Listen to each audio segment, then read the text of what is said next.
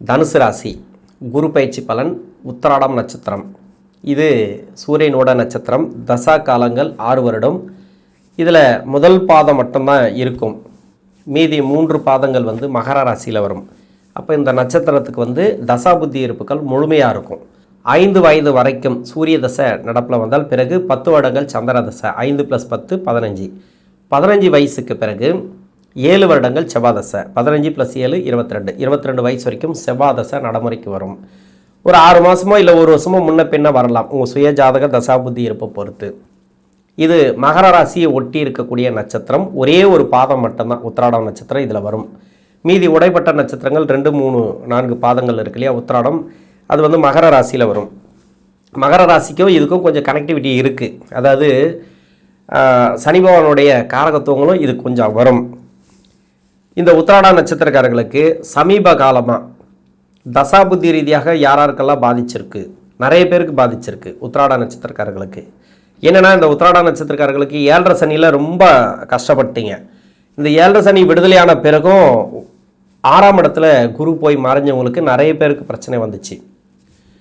உங்கள் சுய ஜாதகத்தில் குரு மறைவு ஸ்தானத்தில் இருந்தால், வக்ரமாக இருக்கக்கூடியவர்களுக்கு, லக்ன அவயோகராக இருக்கக்கூடியவர்களுக்கு, தசாபுத்தி அவயோக தசையாக இருக்கக்கூடியவர்களுக்கு 2024 பூரட்டாதி நட்சத்திரத்தில், அதாவது குருடைய நட்சத்திரத்தில் என்னைக்கு அடியெடுத்து வைத்தாரோ அந்த காலகட்டத்திலேருந்து 2024 எண்டு பகுதி அது.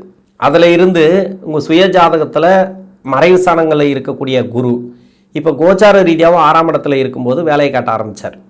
வேலை ரீதியாக நிறைய ப்ராப்ளம், உங்களுக்கு நிறைய நெருக்கடிகள். அதாவது 24 கூட ஒரு சில பேருக்கு வேலை போயிருக்காது. இப்போ 25 வேலை போயிருக்கலாம், இல்லைனா 26 வேலை போயிருக்கலாம். வேலை ரீதியாக சிக்கல், இல்லைனா வேலை ரீதியாக ஒரு சில நெருக்கடிகள் போயிட்டே இருக்குது. ஏதோ நான் கொஞ்சம் அனுசரித்து போயிடுறேன், எல்லாத்தையும் தாங்கிட்டு போயிடுறேன், முன்ன மாதிரி மதிப்பு மரியாதை இல்லை. நல்லா போயிட்டு இருந்தது சார், நல்லா போயிட்டு இருந்தது, எனக்கு ஒர்க்கு நல்லா போயிட்டு இருந்தது. ஒரு மேலதிகாரி மாறினாங்க, அதிலேருந்து எனக்கு அந்த மதிப்பு மரியாதை இல்லை, பேச்சு நடவடிக்கை சரியில்லை, என் மேலே கொஞ்சம் பழி போடுறாங்க, இல்லை நான் சரியில்லைன்னு சொல்கிறாங்க, ஏதோ தெரியல சார், நான் நல்லா உழைக்கிறேன், ஆனால் எனக்கு அந்த பெனிஃபிட் இல்லை, அந்த பேரு புகழ் இல்லை, முன்ன இருந்த நிலவரம் இப்போ கிடையாது, ரொம்ப கஷ்டப்பட்டு வரேன் அப்படின்னு நினைக்கிறவங்களும் இருக்கிறாங்க. வேலையே எனக்கு போச்சு சார், நிறைய பிரச்சனைகள் வந்துச்சு, வேலையை விட்டுட்டு வந்துட்டேன். அது மாதிரியும் வேலை உடனே கிடைச்சவங்களும் இருக்கிறாங்க. அந்த வேலை கிடைச்சாலும் அதுலேயும் நிம்மதி இல்லாத போக்கும் இருக்குது. 2024 இந்த தனுசு ராசி உத்திராடம் நட்சத்திரக்காரர்களுக்கு அது என்னன்னாக்கா சனி நகரக்கூடிய இடம் பூரட்டாதி, உத்திரட்டாதி, ரேவதி. இப்போ ரேவதி இதில் தான் இருக்கார். இந்த காலகட்டம் அப்படிங்கிறது குருவுடைய நகர்வு பார்த்தீங்கன்னாக்கா 6, 7, 8. இப்போ 7ஆம் இடத்துலலாம் ராசிக்கு பார்வை பதியுது, அதை கொடுப்பாரு, இதை கொடுப்பாரு. நேரடியான குரு பார்வை அந்த டைமில் தசாபுத்தி நல்லா இருக்கணும் ஒன்று. இன்னொன்று உங்கள் சுய ஜாதகத்தில் சனி பார்வையில் படாமல் இருக்கணும். இப்போ சனி பார்வை படக்கூடிய இடங்களில் உங்கள் சுய ஜாதகத்தில் குரு வகரமாக இருந்தால், இல்லை ராசிக்கு மறைவு ஸ்தானத்தில் இருந்தால், லக்னத்துக்கு மறைவு ஸ்தானத்தில் இருந்தால், லக்னத்துக்கு 4ஆம் இடத்தோடு சம்மந்தப்பட்ட வேலை ரீதியாக ப்ராப்ளத்தை கொடுத்துருக்கும். அதுதான் சமீப காலமாக நடந்துகிட்டே வருது. இப்போ இந்த வேலை ரீதியாக சிக்கல் எப்போ சார் தீரும்? இந்த குரு பயிற்சி உங்களுக்கு ஓரளவுக்கு தான் மாற்றத்தை கொடுக்கும். பெரிய மாற்றத்தை கொடுக்குமா அப்படின்னாக்கா அடுத்த குரு பயிற்சி தான் வரணும். இன்னும் 1 வருஷ காலத்துக்கு நீங்கள் கொஞ்சம் வெயிட் பண்ணி தான் ஆகணும். ஆனால் முன்ன இருந்த மாதிரி இப்போ இருக்குமான்னா கண்டிப்பாக கிடையாது. முன்ன இருந்ததை விட பெட்டர்மெண்ட்டு. ஏன்னா சனியோடைய நகர்வுகள் 4ஆம் இடத்துக்கு போயிட்டாரு. அந்த இடத்துல வக்ரமாகும் போது ஒரு நல்ல பலனை கொடுப்பார் 4ஆம் இடத்துல. இன்னொன்று நட்சத்திர ரீதியாக பார்த்தீங்கன்னாக்கா உத்திரட்டாதி ரேவதியில் போகும்போதெல்லாம் ஏற்கனவே ப்ராப்ளத்தை தான் கொடுத்துட்டார்ல, திரும்ப ப்ராப்ளத்தெல்லாம் கொடுத்துட்டு இருக்க மாட்டார். யாராருக்கெல்லாம் வேலையில் ப்ராப்ளம் இருந்துச்சோ அவங்களுக்கு இப்போ அந்த நெருக்கடிகள் தீர ஆரம்பிக்கும். கொஞ்சமாக தீரும், உடனே தீரும் அப்படின்னு சொல்ல முடியாது. அதே மாதிரி 8ஆம் இடத்துல குரு வந்துட்டார், திடீர் அதிர்ஷ்டம், திடீர் புதையல் யோகம், அது மாதிரிலாம் எனக்கு தெரிஞ்ச சொல்ல வராது. என்னென்னா வேலை ரீதியாக வெளிநாடு போகிறது, வெளியூர் போகிறது, வேலை ரீதியாக நிறைய அலைச்சலை கொடுப்பார். பிஸியாகவே வச்சுன்னு இருப்பார்னு எடுத்துக்கலாம். நிறைய இதுதான் உங்களுக்கு புதையலாக எடுத்துக்கணும், இதுதான் திடீர் அதிர்ஷ்டமாக எடுத்துக்கணும். இப்போ பேரு புகழெல்லாம் கெட்டு இருந்தால் கூட அந்த பேரு புகழ் கிடைக்கும். இப்போ தசாபுத்தி ரீதியாக பார்த்தோம்னா 22 வயசுக்குள்ளே இப்போ செவ்வாய் தசை நடக்குது 16 to 22ன்னு வச்சிங்களேன். இந்த காலகட்டம் உங்களுக்கு படிப்பு ரீதியாக யாராருக்கெல்லாம் பிரச்சனைகள் இருந்ததோ அவங்களுக்கெல்லாம் பிரச்சனைகள் இருக்காது. குரு பார்க்கக்கூடிய இடம் 2ஆம் இடம், 4ஆம் இடம், 12ஆம் இடம், இது எல்லாம் சிறப்பான இடங்கள். நிறைய செலவு பண்ணியிருப்பீங்க இது வரைக்கும் படிப்பு சம்மந்தமாக, அதாவது கால விரயத்தை நிறைய கொடுத்துருக்கோம். முயற்சிகள் எடுத்திருப்பீங்க, அந்த முயற்சிக்கு உண்டான சக்ஸஸை கொடுத்துருக்காது இல்லையா. இப்போ அந்த சக்ஸஸை கொடுக்கும். ஏன்னா இந்த செவ்வாய் தசை அப்படிங்கிறது ராசிக்கு 5 கூடைய தசை. மறைவு ஸ்தானத்தில் இருந்தால் கூட இந்த 22 வயசுக்குள்ளே இருக்கிறவங்களுக்கு அவ்வளோ ப்ராப்ளத்தெல்லாம் கொடுக்காது. பெற்றோர்களோட அரவணைப்பில் இருக்கிறதுனால நீங்கள் வந்து நல்லாவே போயிருக்கலாம். உங்களுக்கு யாராருக்கெல்லாம் கஷ்டம் கொடுத்தது அவங்களுக்கு கஷ்டம் இருக்காதுன்னு எடுத்துக்கலாம். 8ஆம் இடத்துல வரக்கூடிய குரு அவ்வளோலாம் கஷ்டத்தை கொடுக்காது. நீங்கள் நெகட்டிவாக நினைக்கவே தேவையில்லை படிக்கிற காலகட்டத்தில். என்னை பொறுத்த வரைக்கும் படிக்கிற காலகட்டத்தில் நான் ஒரே ஒரு விஷயம் தான் சொல்வேன். 22 வயசு வரைக்கும் உங்களுக்கு நல்ல ஒரு கிஃப்ட் இருக்குது. இதில் எந்த அளவுக்கு படிக்கணுமோ படிச்சிருங்க. இப்போ உத்திராட நட்சத்திரம் தனுசு ராசின்னு நீங்கள் இப்போ இந்த ராசியில் பிறக்கக்கூடாது, இந்த ராசியில் வந்து ரொம்ப பாவமானவங்க தான் பிறப்பாங்க அப்படின்றதெல்லாம் நிறைய பேர் கமெண்ட் செக்ஷனில் பதிவு போடுறாங்க. நிறைய பேர் வந்து பார்த்தீங்கன்னாக்கா கமெண்ட் செக்ஷனில் வந்து பதிவுகளை போட்டு போவோம். இது மாதிரிலாம் வந்து இந்த ராசியில் பிறக்கக்கூடாது, இந்த நட்சத்திரத்தில் பிறக்கக்கூடாது, என்ன பாவம் பண்ணணுமோ தெரியல, நான் கடைசி வரைக்கும் கஷ்டப்பட்டு தான் இருக்கிறேன், உயிர் மட்டும் தான் இருக்குது, இப்படியெல்லாம் நிறைய பதிவுகளை பார்க்கலாம். இதுக்கு என்ன காரணம் அப்படின்னாக்கா இந்த வயசில் எடுக்கக்கூடிய முடிவுகள். நீங்கள் இந்த வயசில் அது ஒரு முடிவு எடுத்திருப்பீங்க, சரியாக படிச்சிருக்க மாட்டீங்க, இல்லை படிச்சிருந்தாலும் வந்து பெரிய இது முயற்சி பண்ணியிருக்க மாட்டீங்க, ஏதோ ஒரு வகையில் கொஞ்சம் டிஸ்டர்ப் ஆகிருக்கும். பின்னாடி வரக்கூடிய தசைகள் சரியில்லை அப்படின்னா உங்களுக்கு இந்த வயசில் கொஞ்சம் டிஸ்டர்ப் ஆகும். அதை தான் சொல்கிறது, நான் இந்த வயசில் எப்படியாவது நீங்கள் படிச்சிருங்க, எந்த அளவுக்கு படிக்க முடியுமோ படிச்சிருங்க. ஏன்னா எதிர்காலம் அப்படிங்கிறது விஞ்ஞான வளர்ச்சியில் எங்கெங்கேயோ போயிட்டுருக்கு, இப்படியே இருக்குது. ஆனால் இப்போ இருக்கக்கூடிய வேலை வாய்ப்பு திண்டாட்டங்கள், அப்படி இல்லைனாக்கா வேலை இல்லாத பிரச்சனை, வேலையில் வந்து நெருக்கடி அப்படியே இருக்குன்னு நம்ம நினைக்க முடியாது. எப்படி வேணாலும் கடவுள் நமக்கு ஏற்ற மாதிரி மாற்றி விடுவான். எப்படியோ நம்ம வந்து வாழ்கிறதுக்கு உண்டான வழியை இந்த கடவுளும் இந்த பிரபஞ்சமோ அதாவது இந்த கிரகங்களும் கொடுக்கும். 20 வருஷத்துக்கு முன்னாடி நம்ம நினச்சி கூட பார்த்துருக்க மாட்டோம் இந்த அளவுக்கு தொழில்துறை வளர்ந்துருக்கும் அப்படின்ட்டு. இன்னும் 20 வருஷம் கழித்து இதை விட டபுள் மடங்கு ட்ரிபிள் மடங்காக கூட தொழில்துறை வளர்ச்சி இருக்கலாம். அதுக்கேற்ற மாதிரி அது வந்து விஞ்ஞான உலகம் முன்னேறிட்டே இருக்கும். அதுக்குண்டான வேலை வாய்ப்புகள் உருவாகிட்டே இருக்கும். ஆனால் அந்த வேலை வாய்ப்புகள் உண்டான குவாலிஃபிகேஷனை நம்ம கையில் வச்சுக்கணும். அந்த குவாலிஃபிகேஷனுங்கிறது இந்த வயசில் தான் நீங்கள் எடுக்க முடியும். அதனால் உங்கள் பர்சனல் விஷயத்தில் நீங்கள் எப்படி வேணால் இருங்க, அது தவறே கிடையாது, உங்களோட பர்சனல் அது. இந்த வயதில் எந்த அளவுக்கு படிக்க முடியுமோ படிச்சிருங்க. ஏன்னா பின்னாடி வரக்கூடிய தசைகள் கஷ்டப்படக்கூடிய தசைகளாக இருந்தாலும் அதில் சமாளிக்கலாம். நீங்கள் எவ்வளோ தான் கஷ்டம் வந்தாலும் பார்த்துக்கலாம் அப்படின்றது தான். இப்போ படித்தவங்களுக்கும் படிக்காதவங்களுக்கும் என்ன வித்தியாசம் அப்படின்னா, நீங்கள் கிராமப்புறங்களில் போய் பாருங்கள், இதே வயசில் இருக்கிறவங்களுக்கு ஒரு தசை வந்து சரியில்லைன்னு வச்சிங்களேன், அவங்களுக்கு 100 பிரச்சனை வந்துன்னு இருக்கும். படித்தவங்க ஒரு கம்பெனியில் இருக்கிறாங்க, அதே தசை சரியில்லை, ஒரே ஒரு பிரச்சனை தான் வரும், வேலை பிரச்சனை வரும், அதை சமாளிக்கிற தன்மை கொடுத்துரும், அடுத்தடுத்து வேலை கிடைச்சிரும். இது மட்டும்தான். இன்னொன்று கணவன் மனைக்குள்ளே எல்லாத்தையுமே சமாளிக்கக்கூடிய தன்மையை இந்த படிப்பும் அனுபவமும் கொடுக்கும். இன்னொன்று உலகியல் அனுபவமும் கொடுக்கும். அதனால தான் இந்த படிப்பை பற்றி நான் பெருசாக உங்களுக்கு எக்ஸ்பிளைன் பண்ணுறேன். என்னோட அனுபவத்தில் சொல்கிறது நிறைய பேர் நான் பார்த்துருக்கிறேன். அதனால் வந்து படிப்பை பற்றி நான் நிறைய உங்ககிட்ட சொல்கிறேன். நான் இது வந்து உங்களுக்கு போர் அடிச்சதுன்னா நான் பொறுப்பு கிடையாது. ஏன்னா எல்லா வீடியோவில் நான் எக்ஸ்பிளைன் பண்ணுவேன். 2 நிமிஷமாவது இந்த வீடியோ சம்மந்தமாக நான் போட்டுருவேன். உங்களுடைய வாரிசுகள் தவறான வழியில் போகிறாங்களா, தவறான பழக்க வழக்கங்கள் இருக்கா, அவங்களுக்கு வந்து முறைப்படி சொல்லி ஏதோ ஒரு வழி அவங்களுக்கு வந்து நல்ல வழிக்கு கொண்டு வந்துருங்க, அதுதான் நல்லது. இல்லை நீங்களே வந்து தவறான வழியில் போகிறீங்கனாக்கா படிச்சிருங்க, அவ்வளோதான். உங்களை திருத்த முடியாது, உங்கள் அப்பா அம்மா சொல்லி நீங்கள் கேட்க மாட்டீங்க. அதனால் வந்து எந்த அளவுக்கு படிக்க முடியுமோ படிச்சிருங்க, அது ரொம்ப ரொம்ப முக்கியமானது.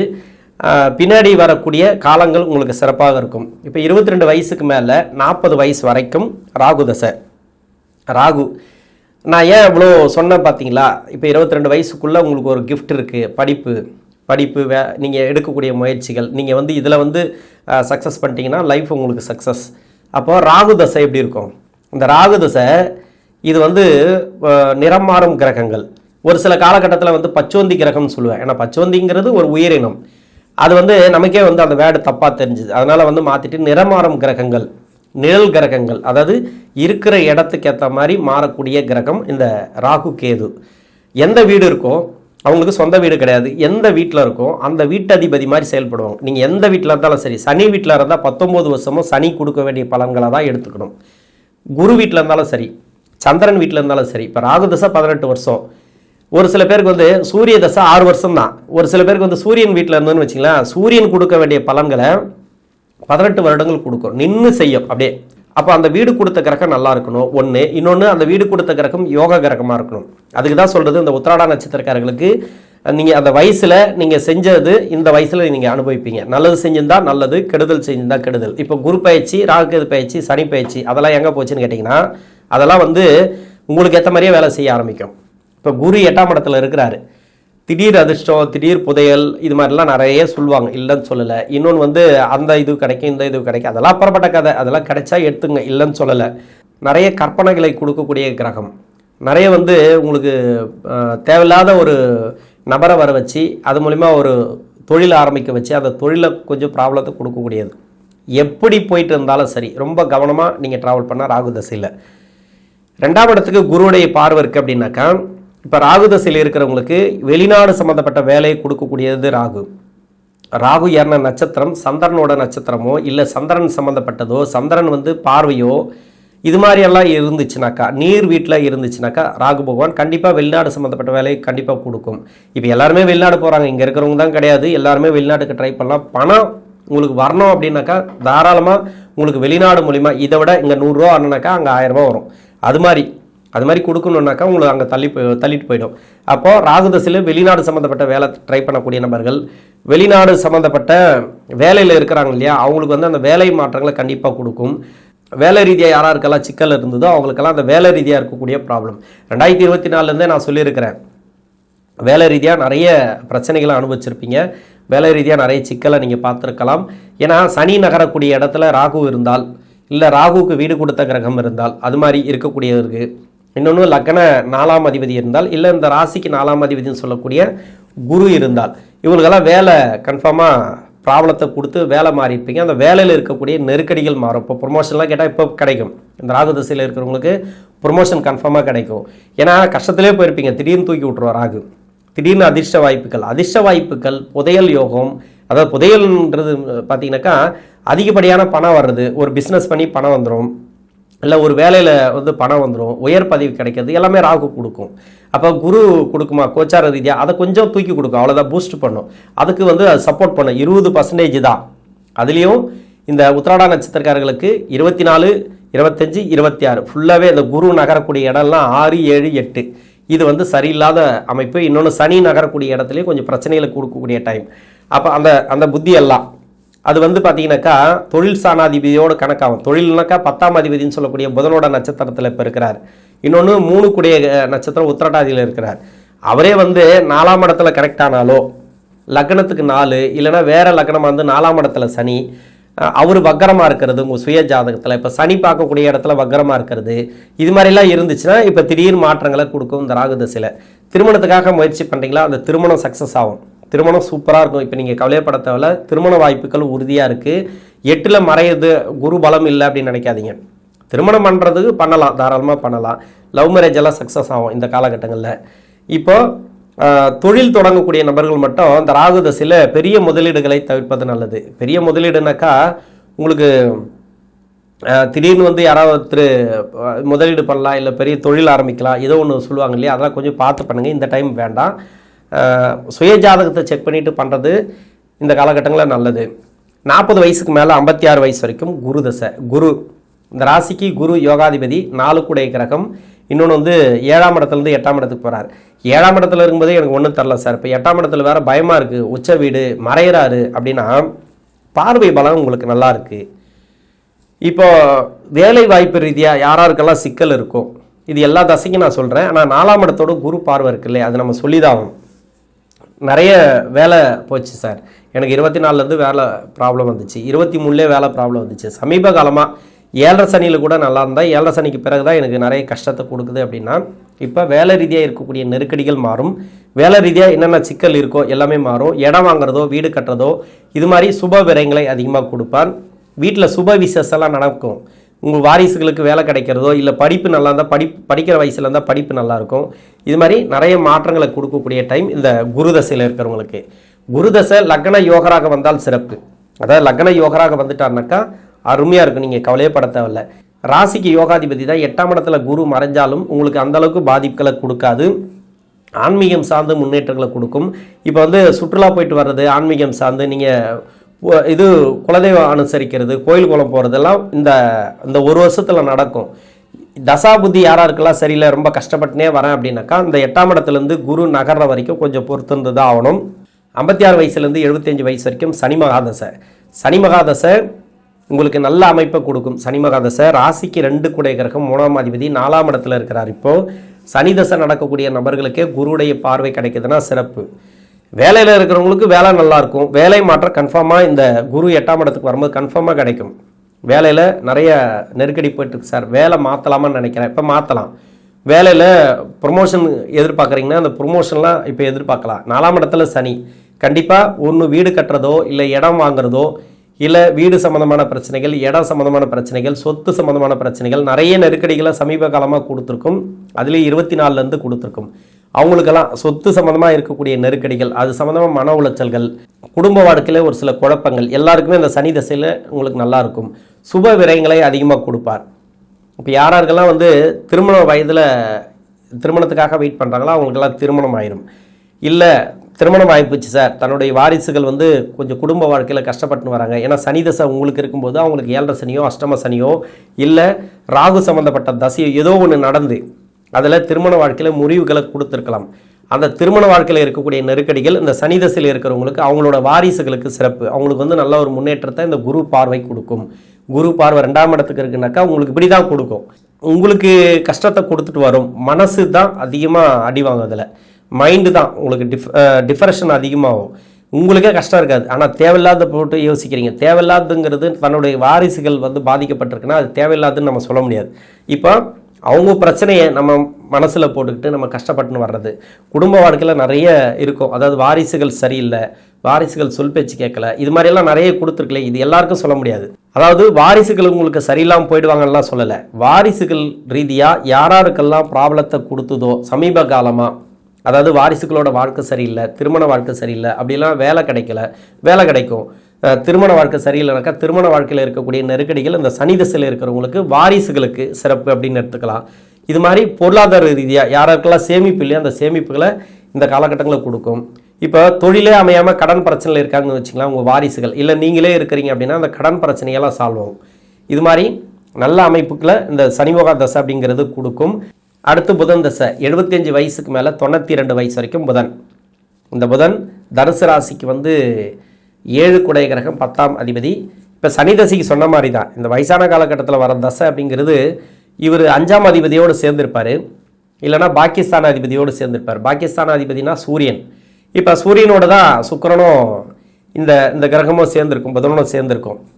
அதனால் இப்போ வாரிசுகள் ரீதியாக சிறப்புன்னு எடுத்துக்கலாம். உடல்நலம் யாராருக்கெல்லாம் பிரச்சனைகள் இருக்குது, யாராருக்கெல்லாம் உங்களுக்கு நோய் நொடி பிரச்சனைகள், மருத்துவ செலவுகள் எடுத்துகிட்டு வரீங்களோ அவங்களுக்கெல்லாம் இப்போ நல்லாயிருக்கும். இந்த குருடைய பயிற்சிங்கிறது நல்லாயிருக்கும்.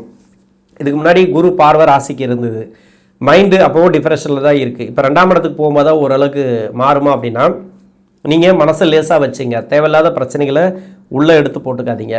தேவையில்லாத குழப்பங்கள் இந்த காலகட்டங்களில் வேண்டாம். உங்களுக்கு தெய்வ அனுகிரகம் இந்த காலகட்டங்களில் கிடைக்கும். குலதெய்வ அருளாசியோ இல்லை சுற்றுலா போயிட்டு வர்றது, அது ஆன்மீகம் சம்மந்தப்பட்ட சுற்றுலா, இதெல்லாம் பிளான் பண்ணிங்கன்னா இப்போ நடக்கும். கோயில் கட்டுறது, அதுக்குண்டான பிராப்தம் இருந்துச்சுனாக்கா கோயில் கட்டுறதோ இல்லை ஆன்மீகத்தில் நல்ல ஒரு முன்னேற்றங்களோ இந்த காலகட்டங்களில் கொடுக்கும். ஏன்னா 8ல் குரு வரும்போது இப்படி தான் கொடுக்கும். நிறைய கோயில் குளமாக போகிற மாதிரி அது மாதிரி கொடுக்கும்.